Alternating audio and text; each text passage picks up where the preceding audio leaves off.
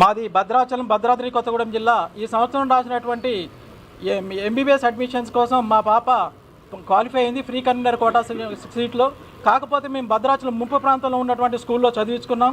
ఆ స్కూల్ ఇప్పుడు తూర్పుగోదావరి జిల్లాలో విలీనమైనంత మాత్రాన ఇప్పుడు మేము ఆ సీటుకు అనర్హులమని చెప్పేసి మమ్మల్ని నాన్ లోకల్గా ట్రీట్ చేసి మమ్మల్ని సీట్ ఇవ్వకుండా చేస్తున్నారు. కాబట్టి మాది ఏంటంటే ముంపు ప్రాంతంలో ఉన్న స్కూలు తెలియక చదివించుకున్నాం. మా పాప తెలిసి చదువుకోలేదని చీఫ్ సెక్రటరీ గారికి మొరబెట్టుకున్నాము. ఇప్పుడు మా పాపను కాలేజీకి పంపాలా, కాటికి పంపాలా అని మా పాప మమ్మల్ని అడుగుతుంది. ఇప్పుడు మా పాపను ఎక్కడికి పంపాలో మీరే చెప్పాలి.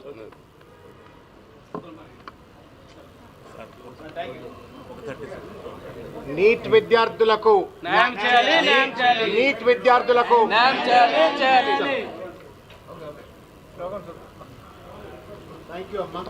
మీరు ధైర్యంగా ఉండండి.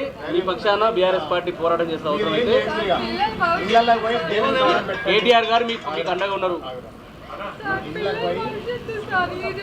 మీరు ఇంటికి పోయి మంచిగా భగవంతుని ప్రార్థన చేయండి. మీ న్యాయం జరుగుతుందని నమ్ముతున్నాం.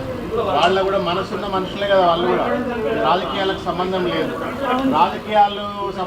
కాబట్టి మీ బాధ చూసి మీ కన్నీరు చూసి వాళ్ళు న్యాయం చేస్తారని అనుకుంటున్నాం. మీరు ప్రశాంతంగా ఉండండి, టెన్షన్ పడకరు ఎవరు. నిన్న కేటీఆర్ గారు కూడా చెప్పింది కదా, ఏం టెన్షన్ పడద్దని బట్టరు.